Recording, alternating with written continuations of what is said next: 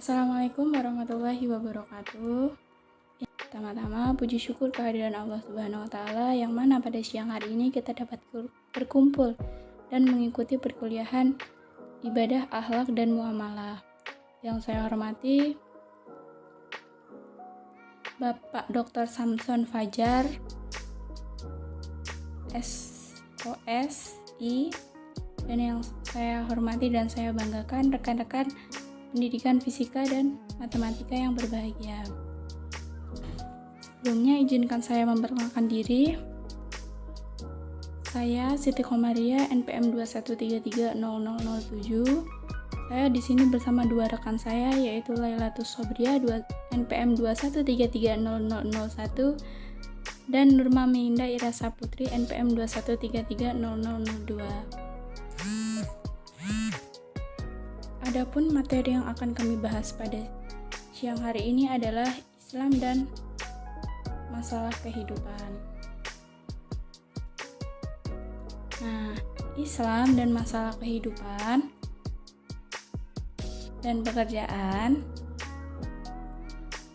Hakikatnya, hidup dan bekerja, rahmat Tuhan atas orang yang bekerja keras, moralitas dalam bekerja, perlunya profesionalisme dalam bekerja. Nah, ini dibagi dalam 4 subbab. Yang pertama ada hakikat hidup dan pekerjaan. Yang kedua, rahmat Allah terhadap orang yang rajin bekerja. Yang ketiga, akhlak dalam bekerja. Yang keempat, keharusan profesionalisme dalam bekerja. Nah, yang pertama ada hakikat hidup dan pekerjaan. Jadi di dalam diri manusia itu ada yang disebut naf.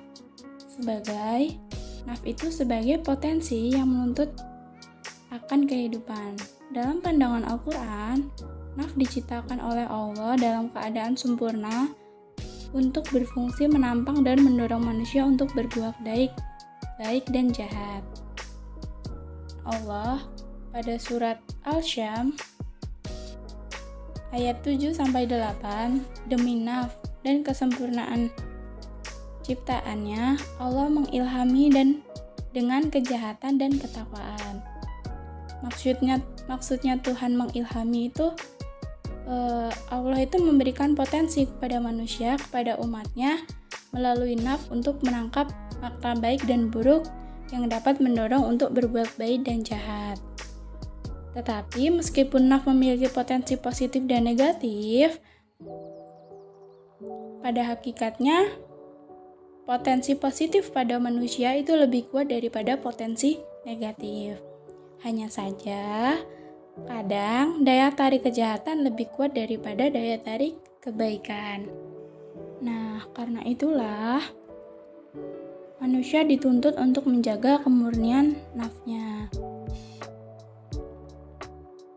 Seperti pada firman Allah dalam surat Al-Syam ayat 9-10 yang artinya tidak membebani seseorang tetapi sesuai dengan kemampuannya.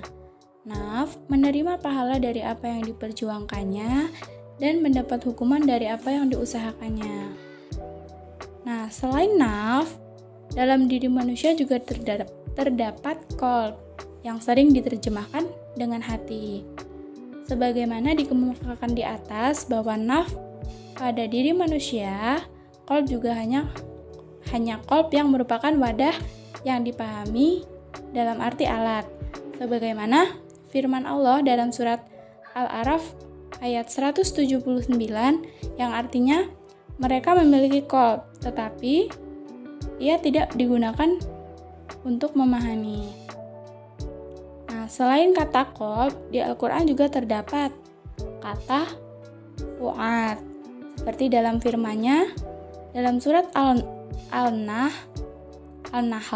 Allah mengeluarkan kamu dari rahim ibumu dan dalam keadaan jahiliyah, kemudian Dia memberimu alat atau pendengaran, alat penglihatan, dan hati agar kamu bersyukur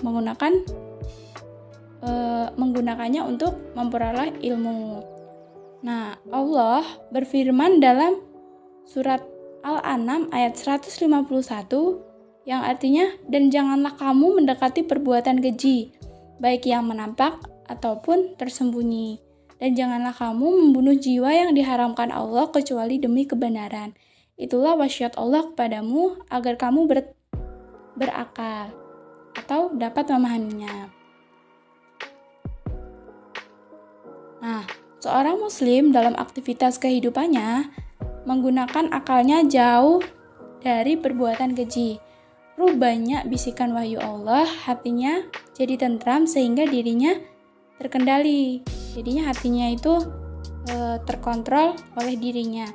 Kemudian selalu ke jalan yang diridhoi Allah, terhindar dari langkah-langkah setan yang buruk. Nah, itulah tadi hakikat hidup manusia dengan berbagai potensi yang terdapat dalam dirinya untuk melaksanakan pekerjaan. Nah, untuk materi selanjutnya akan disampaikan oleh rekan saya kepada Nurmami Dairah Saputri. Waktu dan tempat dipersilakan. Selanjutnya yang kedua adalah rahmat Allah terhadap orang yang rajin bekerja.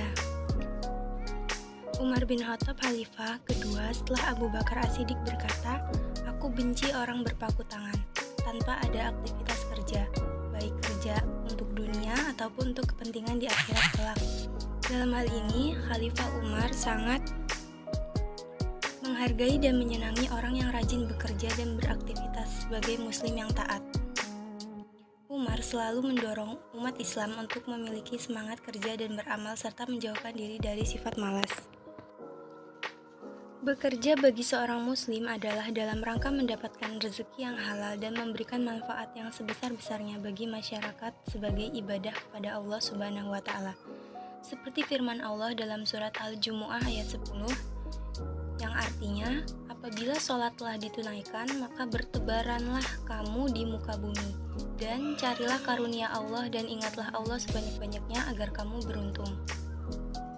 Nah, dalam pandangan Islam, bekerja ini merupakan bagian dari ibadah, maka aplikasi dan implementasinya perlu diikat dan dilandasi oleh akhlak atau etika, yang senantiasa disebut etika profesi. Nah, etika atau akhlak ini mencerminkan sifat terpuji, yaitu sidik, istiqomah, futanah, amanah, dan tabligh. Dari uraian di atas dapat dipahami bahwa seorang muslim yang akan mendapat kasih sayang dari Allah Subhanahu wa Ta'ala adalah apabila orang itu jauh dari sifat malas, senang melakukan kegiatan-kegiatan yang bermanfaat, rajin bekerja, tidak menyia-nyiakan waktu, menyadari bahwa semua aktivitas yang dilakukan adalah dalam rangka beribadah kepada Allah Subhanahu wa Ta'ala. Selanjutnya yang ketiga yaitu akhlak dalam bekerja.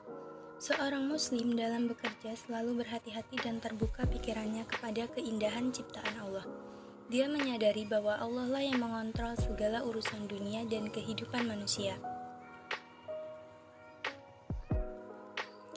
Nah, sebagai umat muslim kita harus mengenal tanda-tanda kekuasaannya, senantiasa berzikir dan tawakal kepadanya.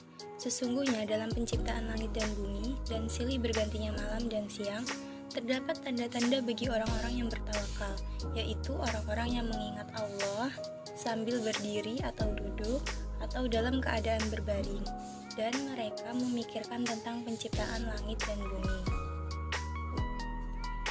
Nah, dalam bekerja, seseorang yang tulus dan patuh kepada Allah dalam keadaan bagaimanapun, tidak boleh melampaui batas, selalu taat mengikuti bimbingan Allah meskipun tidak sesuai dengan keinginannya.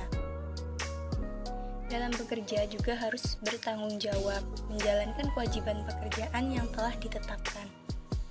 Bila mendapatkan kendala, segera mencari penyebabnya dan siap mengikul semua konsekuensinya. Seperti sabda Rasulullah SAW, betapa indahnya urusan orang Islam. Seluruh urusan atau kerjanya adalah baik bagi dirinya. Nah, akhlak seorang muslim ini dalam bekerja menemukan kemudahan selalu bersyukur. Ketika menghadapi kesulitan, dia tabah dan sabar. Mudah dan sulit baginya sama, karena semua itu adalah untuk menguji kekuatan iman. Pada saatnya ia mendapatkan kesalahan dalam bekerja, menyimpang dari ketentuan Allah dan Rasul-Nya, Maka seorang muslim tersebut segera bertobat, segera ingat akan Tuhannya, menghentikan segala kesalahannya dan memohon ampun atas kekeliruannya. Seperti surat Al-A'raf ayat 201 yang artinya, sesungguhnya orang-orang yang bertakwa bila dalam dirinya timbul perasaan was-was dari setan, mereka segera ingat kepada Allah. Maka waktu itu juga mereka melihat kesalahan-kesalahannya. Demikianlah tadi akhlak seorang muslim dalam bekerja. Nah, itu tadi penyampaian akhlak dalam bekerja. Nah, untuk sebab selanjutnya akan disampaikan oleh rekan saya kepada Lailatul Sabriyah. Waktu dan tempat dipersilakan. Untuk sebab keempat yaitu keharusan profesionalisme dalam bekerja. Profesional berarti berkualitas, bermutu, dan ahli dalam satu bidang pekerjaan yang menjadi profesinya. Maksudnya yaitu suatu pekerjaan yang dilaksanakan oleh seseorang yang memang ahlinya tentu akan mendapatkan hasil yang bermutu dan baik. Sebaliknya, suatu pekerjaan yang dilaksanakan oleh seorang yang bukan profesinya akan mendapatkan hasil yang tidak bermutu dan bahkan akan berantakan. Sabda Rasulullah SAW, bila menyerahkan suatu urusan kepada yang bukan ahlinya, maka tunggulah kehancuran. Berdasarkan sabda Rasulullah tersebut, seseorang dalam bekerja apapun kerjaannya, kalau ingin mengharapkan hasil yang berkualitas dan baik, maka dia harus profesional atau ahli dalam pekerjaan yang menjadi tanggung jawabnya itu. Ahli dalam bekerja berarti menguasai ilmu pengetahuan yang berhubungan langsung dengan pekerjaannya. Seseorang pekerja yang bekerja dalam dunia pertanian tentu tidak harus berilmu tentang tanaman, pemupukan, pengiraan, dan lain-lain. Dia harus mengerti, memahami, dan menghayati secara mendalam segala yang menjadi tugas dan kewajiban dalam pertanian.